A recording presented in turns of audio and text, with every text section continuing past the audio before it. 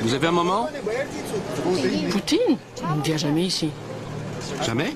Non. Continuez encore un peu et là on pourra vous aider. Quel est son prénom? Vera. Vera, c'est ça. Qui, moi? Non, non, cette dame. Est-ce que c'est le bon carrefour? Ouais. Vous savez où habite la mère de Poutine? La mère du président? Aucune idée.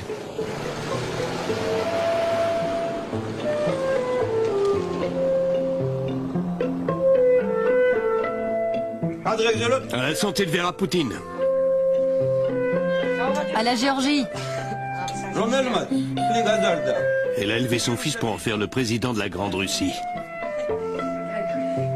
Portons un toast. Élevons nos enfants pour en faire des hommes d'État. À Vera Poutine. À ma vieille mère. Et à ton frère. C'est elle qui nous a mis au monde. Enfin, je ne veux pas penser à sa mort, mais je ne veux pas qu'elle meure malheureuse sans l'avoir revue. Il suffit qu'il vienne une fois, c'est tout ce qu'on lui demande. Cela ne changera rien à notre condition de vie. On restera des gens ordinaires.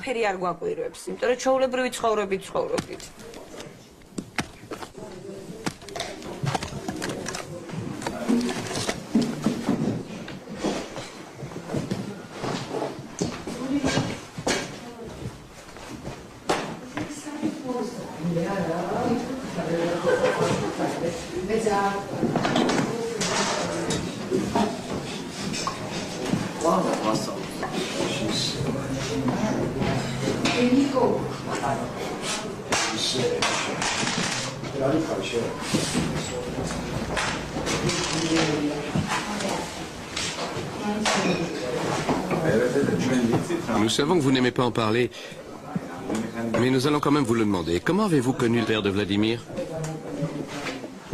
Nous étions dans le même lycée. C'est là que je l'ai rencontré. Un soir, il y a eu une fête pour toute l'école. Des garçons étaient venus aussi. C'est comme ça qu'on s'est connus. Nous avons dansé, des danses russes. Et c'est comme ça qu'on s'est rencontrés.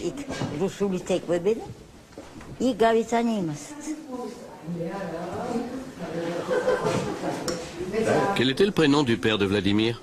Platon.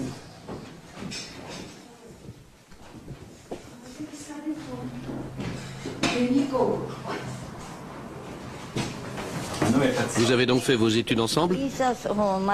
Oui, mais nous ne suivions pas les mêmes cours. Il faisait des études d'ingénieur mécanicien et moi celles d'ingénieur électricien.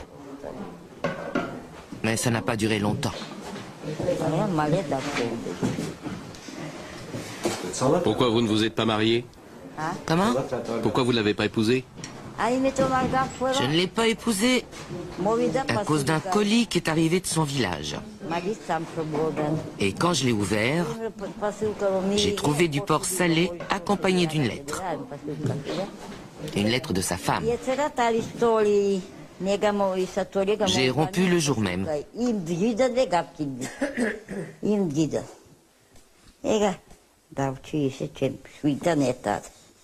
Je n'ai pas voulu qu'il soit là à l'accouchement non plus.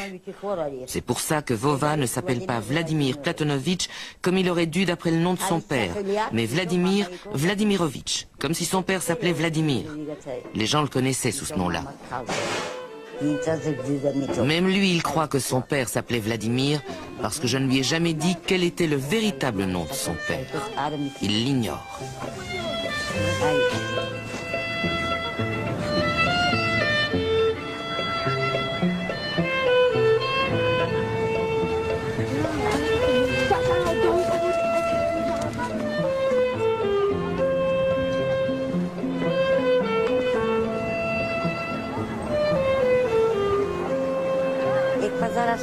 Dans le village d'où sont originaires mes parents, tout le monde s'appelle Poutine.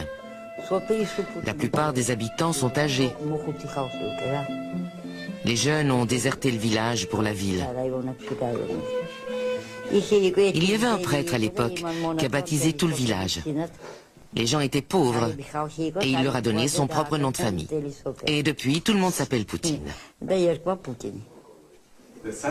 Et Georgie, comment vous l'avez rencontré? Au Nouvel An, on fait des swatka. Je ne sais pas comment ça se dit en géorgien. En fait, on se place devant le miroir, on met sa bague dans un verre d'eau et le visage de son futur époux doit apparaître.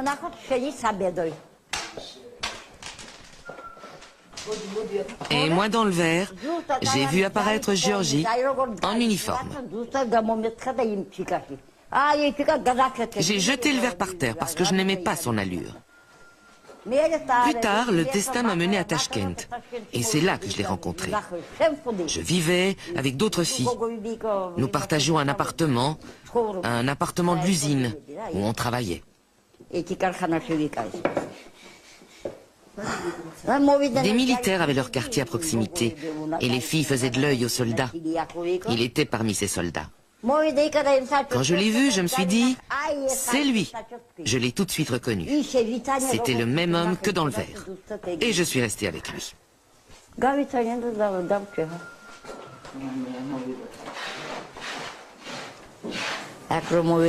Quand je suis arrivé ici, ça n'a plus été la même chose. J'ai perdu ma liberté. J'étais interdite de soirée. Je ne pouvais plus chanter, ni danser. Vous aimiez sortir? J'étais toujours le bout en train de la fête. C'est moi qui dansais le mieux, qui chantais le mieux. Aujourd'hui encore, j'aime ça.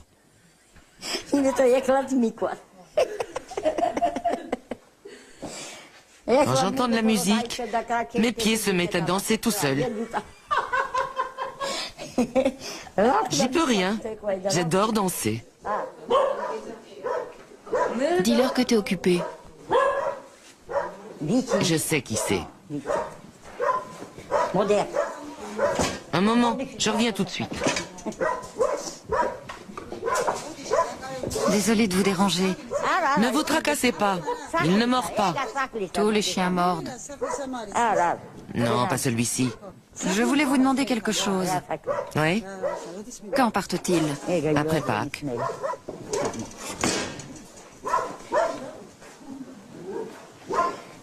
C'est pour sa fille. Vous avez filmé ça aussi? Si je raconte ça maintenant, ils vont l'enregistrer. Vous auriez dû couper la caméra pendant que je lui parlais. Ce n'était pas audible. Sa fille? Coupez. Je ne veux pas que son histoire soit enregistrée. C'est déjà fait. Vous avez enregistré notre conversation? On ne comprenait rien, vous étiez trop loin, le chien aboyait. Où est... Comment s'appelle-t-il déjà? Il se cache. N'enregistrez pas ceci, d'accord? Sa fille est infirmière.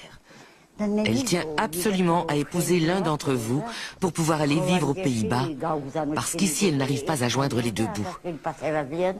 Une fois mariée, elle pourrait obtenir un visa. Je lui ai répondu, pas question. C'est moi qui le filme, pas toi.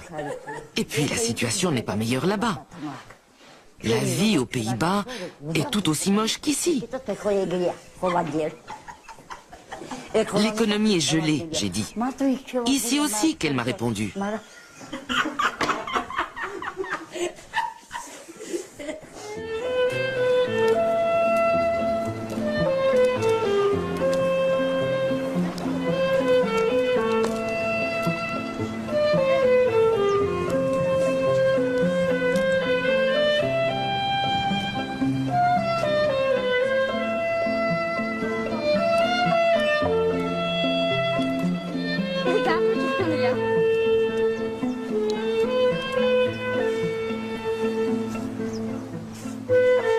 Sopho, où est la photo?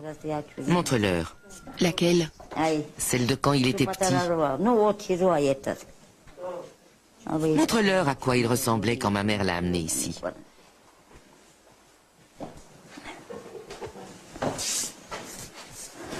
On le reconnaît bien, vous verrez.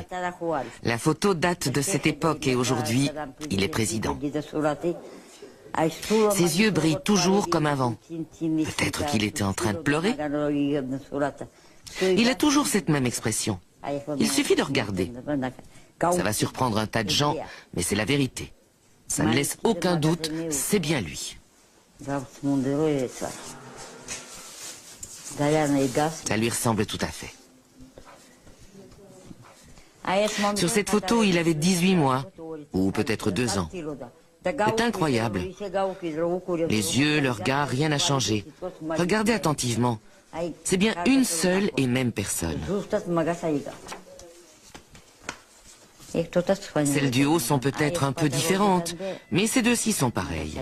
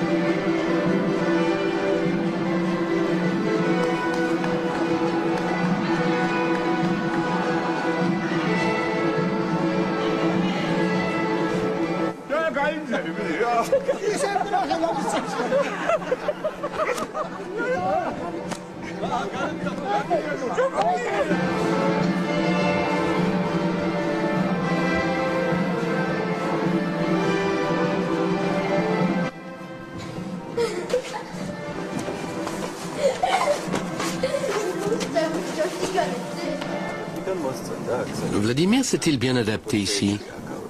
Au début, non. Mais une fois qu'il a appris le géorgien, ça a été mieux. Plus tard, il lui est encore arrivé de dire qu'il ne se plaisait pas vraiment. Je ne sais pas pourquoi. Peut-être parce que nous étions pauvres.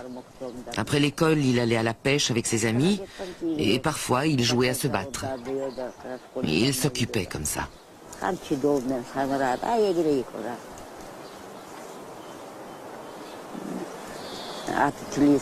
Qu'est-ce qu'ils pouvaient faire d'autre, ces gamins à 10 ou 11 ans?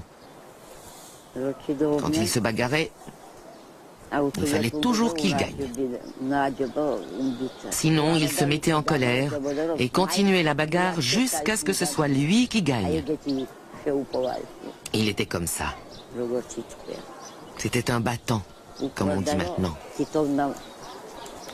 Il adorait gagner. Il devait être le meilleur.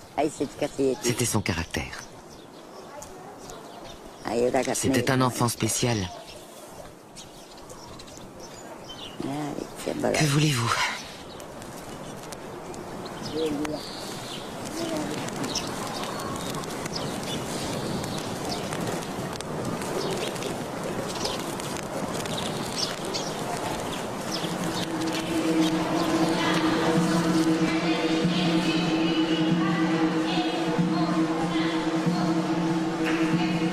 Nous l'appelions Vova. Poutine était son nom de famille. Je ne suis pas certain que ce soit une seule et même personne. Je ne peux pas le prouver. Je me souviens seulement que j'étais assis à côté d'un garçon appelé Vova. Et ça jusqu'à l'âge de 10 ans, 9 ou 10 ans. Jusqu'en quelle année? 4e. Pas jusqu'en 4e. Mais il est resté 3 ans dans notre école. Il a quitté en 4e. Mon grand-père allait parfois à la pêche avec lui. Est-ce qu'il n'y avait pas une histoire à propos d'un de ses doigts? Si, il s'est planté un hameçon. Il venait toujours se joindre aux autres, que ce soit pour la bagarre, pour chanter ou danser, en tout cas pour s'amuser. Je me souviens de Vova comme d'un garçon aux cheveux blonds et lisses, une vraie tête de russe, avec un visage long et mince.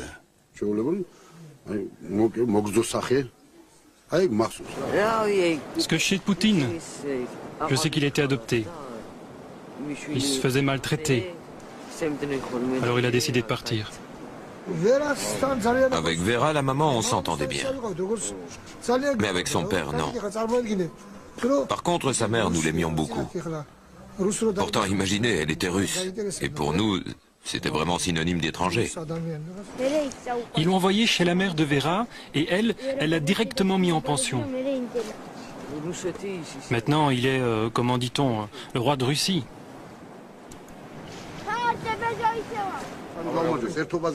Levons notre verre à Vova. À Vladimir Poutine.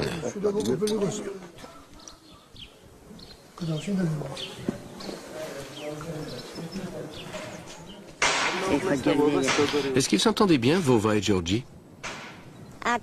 Pas vraiment. Ce n'était pas son propre fils, vous comprenez? Un beau-fils, ce n'est pas pareil. Ils ne se disputaient pas, mais ils ne se parlaient pas non plus. Quand j'ai dit que je voulais me rendre en Russie avec mon fils, Georgie n'a pas dit un mot. Il craignait que je ne revienne pas. À peine arrivé chez mes parents, j'ai découvert qu'il leur avait envoyé un télégramme disant « Renvoyez-la directement ». Alors j'ai dit « Ne puis-je au moins rester un jour avec vous ?» Mais comme j'avais laissé 2 filles à la maison, j'ai dû repartir tout de suite.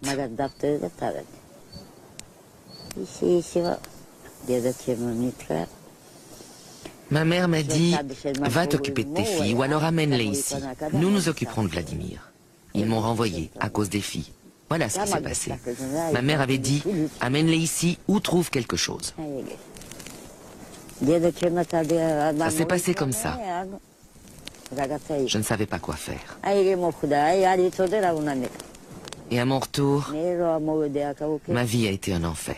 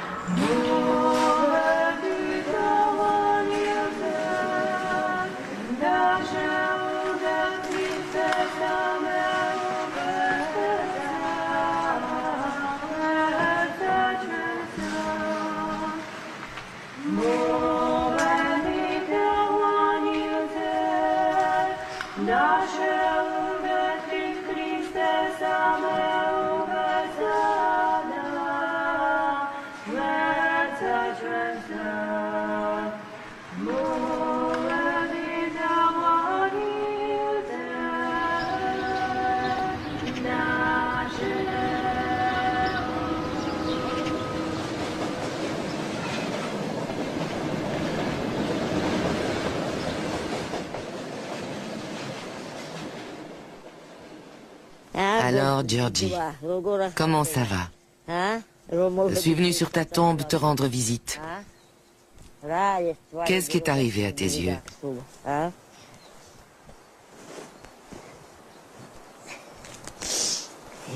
Ça n'ira pas. Il me faut une houe pour ça.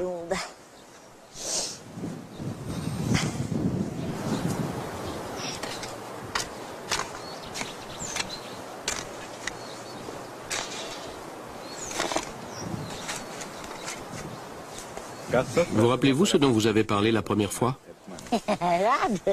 Qu'entendez-vous par parler? Je l'ai épousée 2 ou 3 jours plus tard. Fin de l'histoire. Nous n'avons pas beaucoup parlé.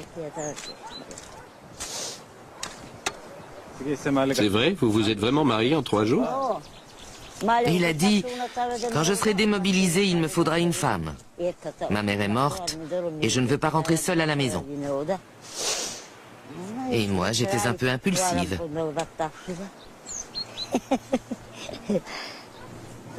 Georgie savait que vous aviez un fils? Bien sûr.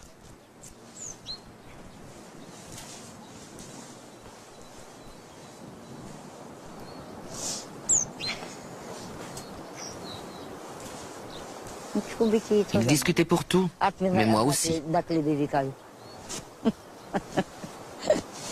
C'était ça ma vie, une suite de disputes et de misères. Mais nous sommes quand même restés ensemble. Il avait besoin de moi. C'est moi qui portais la culotte à la maison. Si nous nous disputions, lui, il ne me faisait pas la tête. Moi, oui. Quand je me dispute avec quelqu'un, je suis capable de ne plus lui adresser la parole pendant des mois. Mais lui, il ne savait pas faire ça. Voilà, notre mariage était comme ça. C'est la vie avec des hauts et des bas.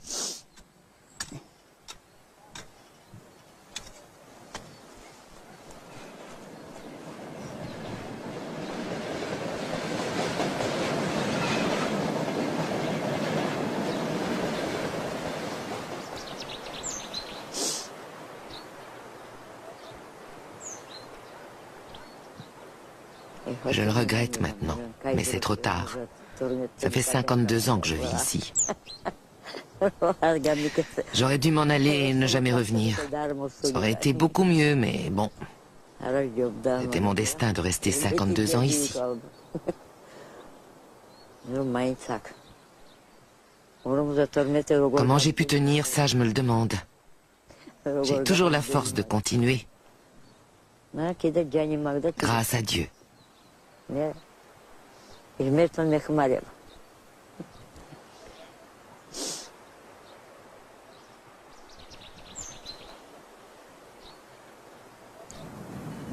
Est-ce que vous rêvez souvent de la Russie? Pas vraiment. Je rêve de Vladimir et de personne d'autre. Dernièrement, j'ai rêvé qu'il revenait ici, mais qu'il ne voulait pas me parler. Alors je lui ai demandé « Pourquoi est-ce que tu m'en veux? Ce n'est pas ma faute. » Ensuite, une femme est arrivée et a dit qu'elle devait l'emmener à une fête. Je l'ai perdu de vue et je me suis réveillé. Il était parti à une soirée. Et moi, j'étais resté là, sans avoir pu lui parler.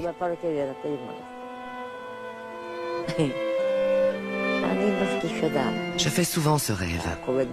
Pas toutes les nuits, mais quand même. C'est peut-être à cause des cierges que j'allume pour lui à l'église. Pourquoi est-ce que je rêverais de lui sinon? Je ne sais pas.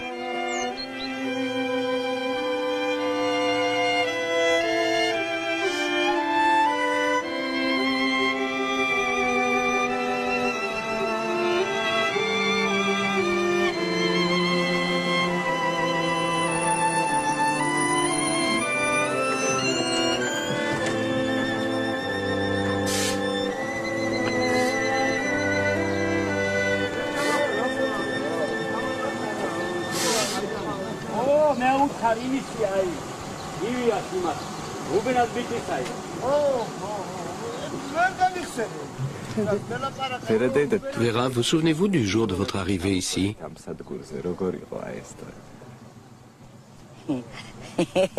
Je ne l'oublierai jamais. Il était 1h ou 2 du matin. Je suis arrivé en train. Je me suis assise sur le quai près de ma valise. J'étais appuyé dessus. Où pouvais-je aller? J'étais une totale étrangère ici. Alors un homme qui était marié à une Russe est venu vers moi. Il m'a regardé et m'a demandé « Vous venez d'où ?» J'étais enceinte. J'attendais mon 2e enfant. « Venez dormir chez nous, me dit-il. C'est dangereux de rester seul ici la nuit. » J'ai dormi une nuit chez eux, puis celui qui allait devenir mon beau-père est arrivé avec une carriole tirée par un cheval et je suis parti pour Meteki. Georgi était encore là. Il avait l'intention de descendre en ville pour venir me chercher, mais j'étais déjà arrivé. J'avais été plus rapide que lui. Voilà comment ça s'est passé. Je n'avais pas peur. Mais j'étais plutôt surprise, car il m'avait assuré qu'il possédait une grande maison à Tbilissi. En réalité, il a fait de moi une paysanne. Il était trop tard pour retourner. Alors, nous avons construit notre propre maison. Il travaillait dans une briqueterie. Ça nous a permis d'économiser sur les briques.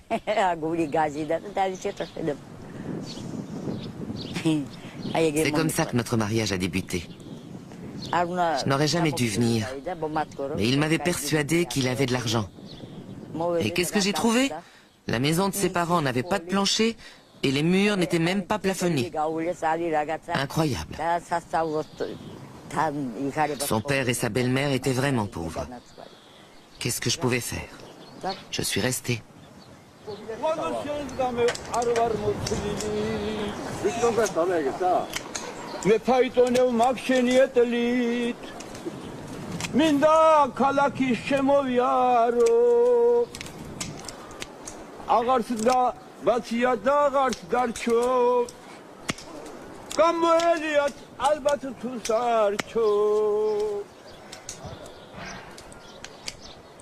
Il faut couper les longues tiges. Celle-ci peut rester. Pour donner de nouvelles pousses. Celle-ci portera l'année prochaine. Regardez. Ça, c'est une branche de l'année dernière. Il faut la couper. Celle-ci aussi. Non, attends, je vais le faire.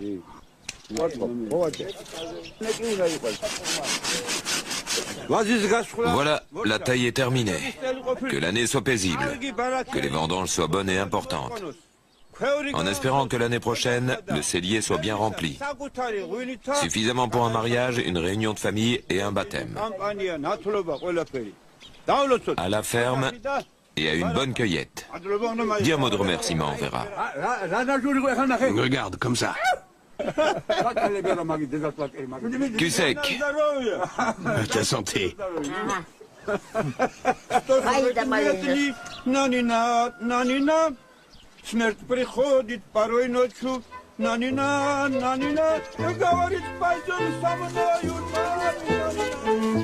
Grand-père Suren.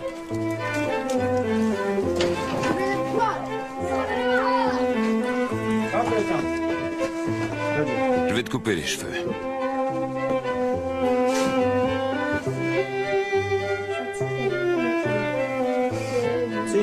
Dans le temps, il y avait deux coupes, box et Paul box.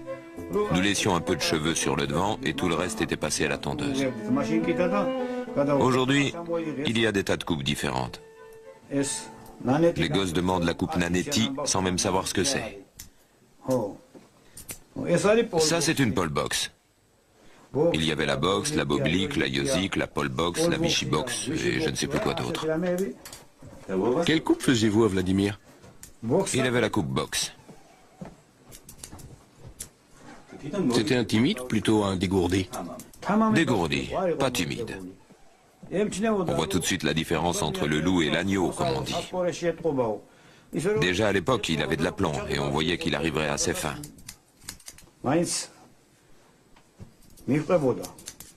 Voilà, tu es prêt à te marier. Ah, super, c'est mieux comme ça.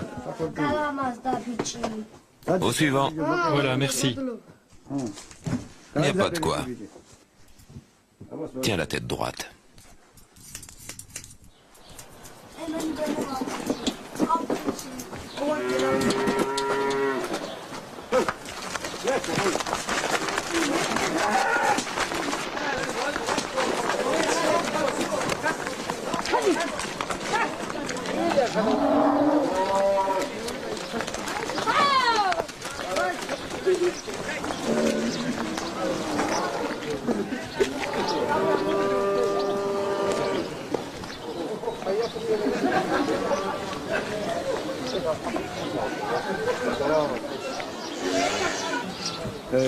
Pouvez-vous me parler de Poutine? Ma belle-sœur en sait plus que moi. Racontez-nous quelque chose. Poutine vivait ici, dans cette maison. Il se tenait toujours là, accroupi. C'était très triste. Il s'asseyait sur les talons, appuyé contre le mur, le malheureux. Pourquoi dis-tu le malheureux? Plus maintenant, mais quand il était petit... À propos de Poutine? Non, je ne sais rien. Vous êtes en train de filmer? Alors je m'en vais. Vous savez bien quelque chose, vous êtes parents. Son mari est le frère de son beau-père. Non, ce n'est pas vrai. Son demi-frère alors. Béziane et Georgie sont parents. Tu es sa tante, tu es de la même famille. Il ne se souvient sûrement pas de mon nom, il était si petit. Mais tu as des souvenirs, pas vrai? De son enfance, seulement de son enfance. Son beau-père le maltraitait. Tais-toi, sinon... Il le rossait et lui bottait les fesses, non? Vera le laissait faire. Et malgré tout, il est devenu quelqu'un. Qu'il ait une longue vie, pleine de santé et de bonheur.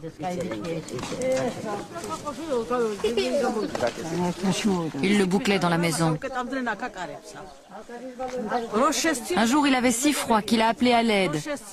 Nous étions voisins et le mur mitoyen était très mince. Il criait « Tante Lilia, aide-moi, j'ai froid, froid, froid !» C'était si triste. C'est comme ça qu'il a grandi. On le battait à coups de ceinture aussi. Il aurait dû avoir une meilleure mère, elle l'a laissé faire.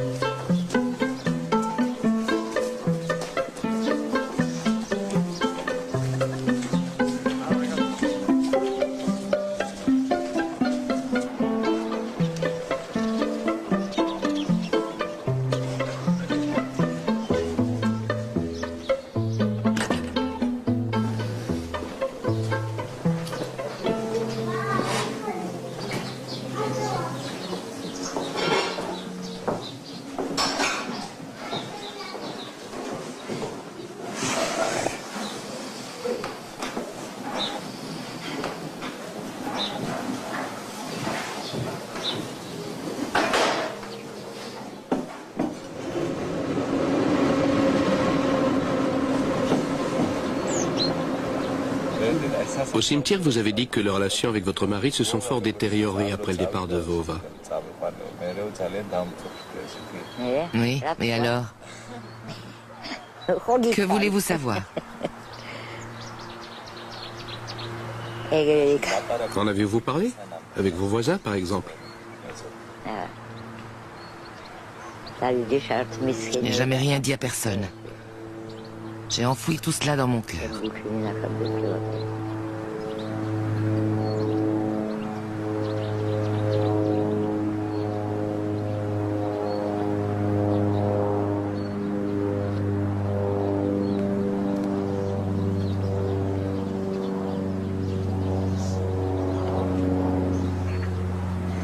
Comment vous expliquer?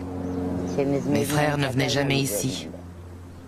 Mon père, lui, il n'avait pas été d'accord que je vienne vivre en Géorgie. Vous voyez, tout est entièrement de ma faute.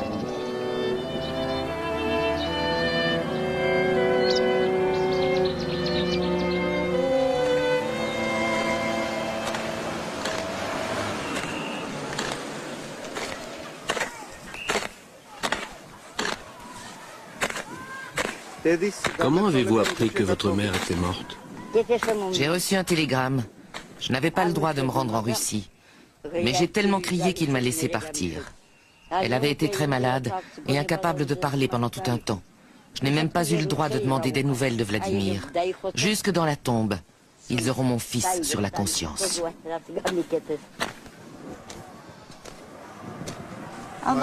Sans doute qu'il ne pouvait pas parler. Vous savez, dans le temps, si on voulait entrer au KGB, il valait mieux ne pas avoir de famille. Je suis contente qu'il n'ait pas à s'inquiéter pour nous. Dans sa position, ça lui causerait des problèmes. Mais il n'aurait pas dû affirmer que son père et sa mère étaient morts.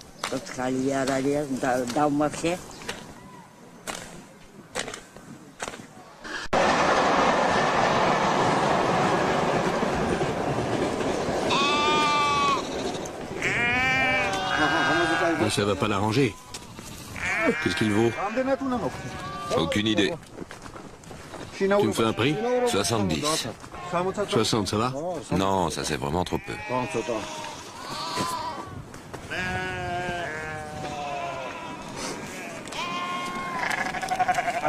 Tu peux le mettre dans le coffre? Bien sûr. Je le ferme? Ouais, vas-y.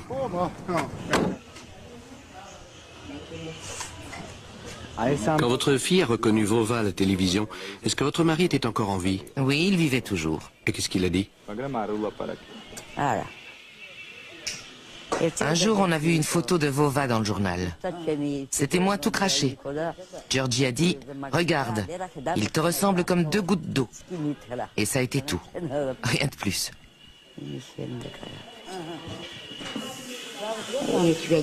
Il était très jaloux, il est mort jaloux.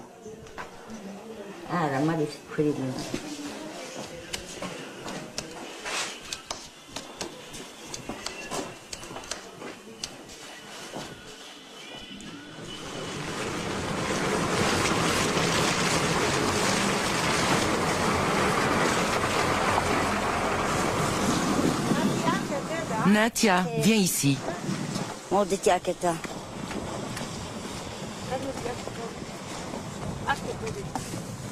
Voilà la limonade. Et la bougie. J'en voudrais. Non, non, tu ne peux pas. Ouvre la bouteille. Tiens, les verres. Viens, ma fille.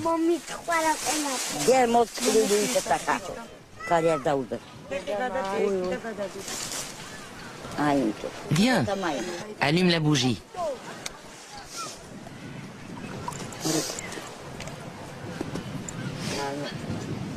À la mémoire de Georgie. Verse-en un peu plus. Laisse la bougie. Je suis venue ici un matin et j'ai choisi l'endroit où enterrer mon père. Quand ma mère a vu qu'il n'y avait que des femmes enterrées ici, elle a fait demi-tour. Ma sœur Marina l'a rattrapée et lui a demandé « Qu'est-ce qui te prend, maman ?» Elle a répondu « Comment avez-vous pu faire ça? Il a toujours été en coureur de jupons et maintenant il va à nouveau être entouré de femmes. Vous n'auriez pas pu trouver un autre endroit ?» Mais d'où est-ce que tu sors ça? C'est ce que tu as dit. Jamais de la vie. Si, si, tu l'as dit. Il y a un couple enterré là-bas. La femme est morte la première. Leur fils m'a demandé « Que fait Georgie ici? Il court après ma mère ?» Venez vous joindre à nous. Soyez les bienvenus.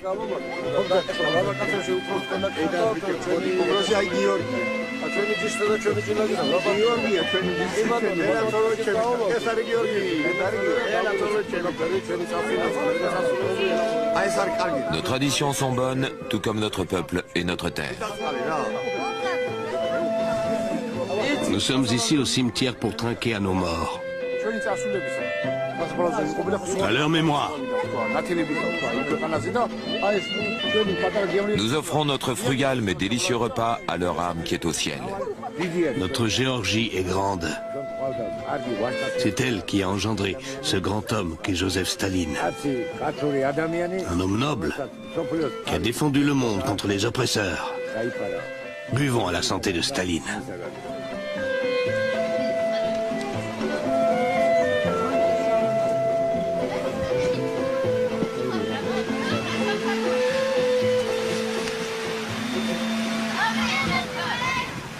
Il y a une statue de Staline à Caspi et une autre à Gori, où il est né. Ici, pas mal de rues portent le nom de Staline. D'ailleurs, la rue principale de chaque village s'appelle rue Staline.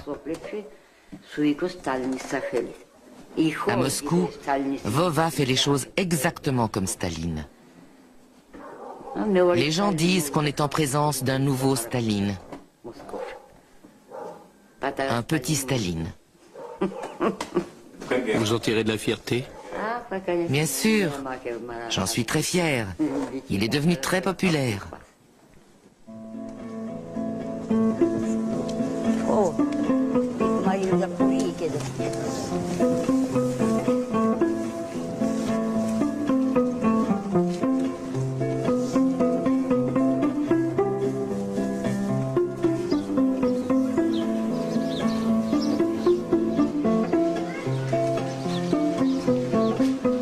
crois en Dieu, mais je n'ai pas confiance en ce prêtre.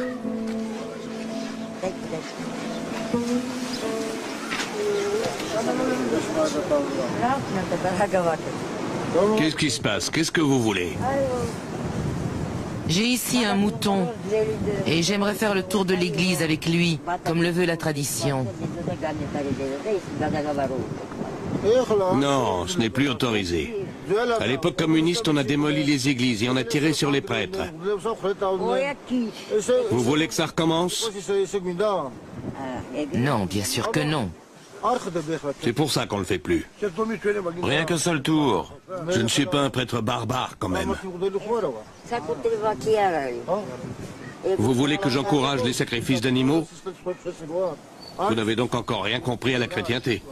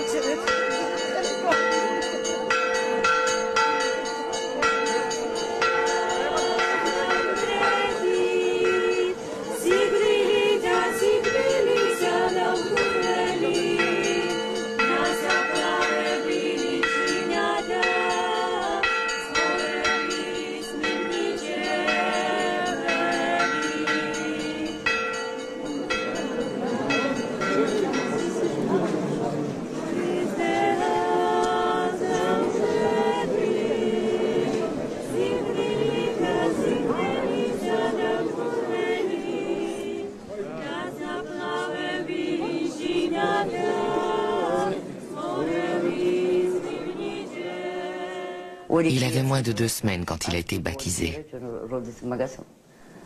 à l'église. Je crois me rappeler que la croix qu'il porte, il l'a reçue de ma mère. Il dit que lorsque la maison a brûlé, cette croix a échappé aux flammes. Tout a été brûlé, sauf cette croix. Il affirme que c'est depuis ce jour-là qu'il croit en Dieu. Il ne l'a plus quittée. Il porte cette croix en permanence. Il l'a reçue de ma mère quand il est parti pour l'internat. Je pense bien que ça s'est passé comme ça. Vera, vous dites souvent que votre destin se trouve entre les mains de Dieu. Vous vous y êtes résigné? Ou bien auriez-vous préféré qu'il vous réserve un autre sort? Les choses sont ce qu'elles sont. On ne peut pas changer son destin. Ce que j'aimerais, c'est la joie de revoir mon fils. C'est tout ce que je demande. Quel autre bonheur pourrais-je souhaiter? Je suis vieille et bientôt, je serai passée de l'autre côté. La mort est déjà à ma porte. Personne ne peut échapper à son destin. Nul n'échappe à la mort.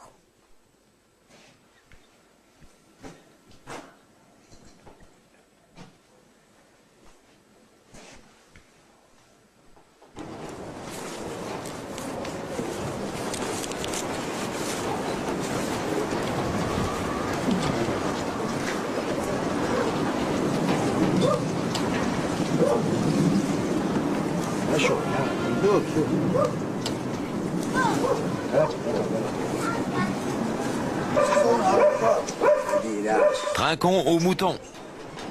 Bonne fête de Pâques.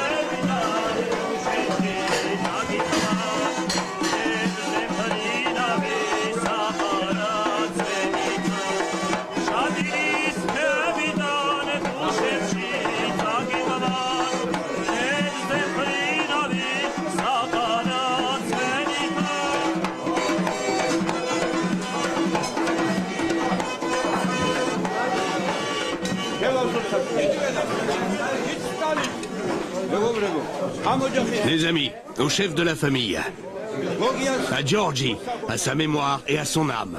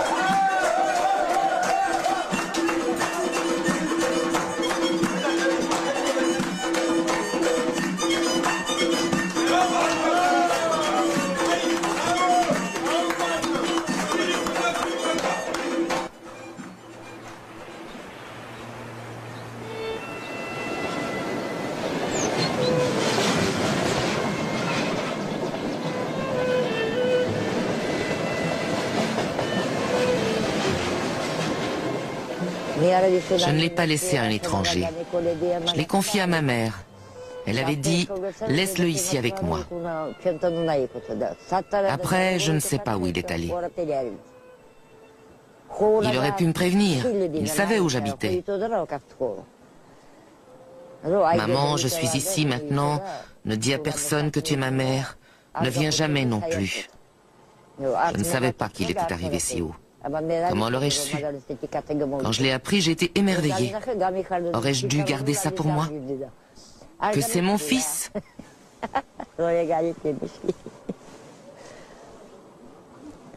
J'ai commis une erreur, je l'admets. C'est pour cela qu'il est fâché sur moi maintenant. Nous n'avons jamais été le voir, jamais demandé de ses nouvelles. Mais comment aurions-nous pu? C'est comme ça.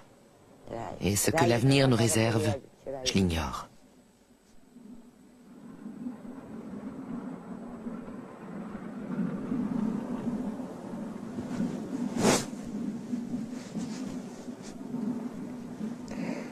Je pleure souvent, c'est vrai. C'est une triste histoire.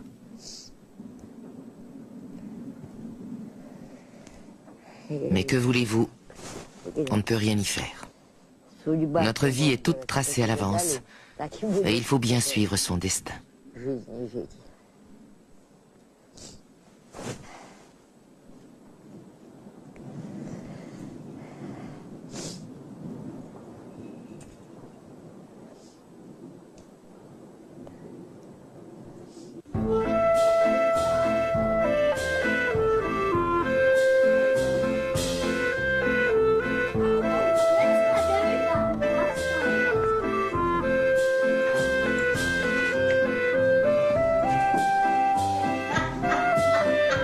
Enfile ça, c'est pas un concours de beauté.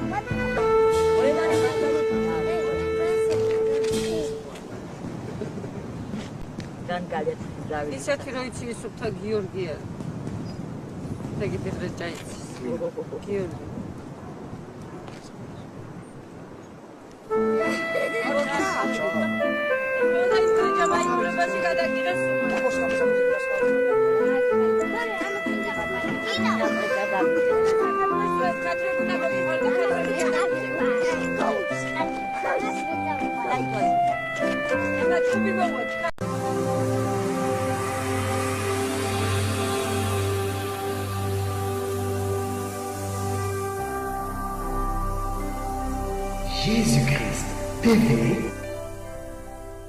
vous connaîtrez la vérité et la vérité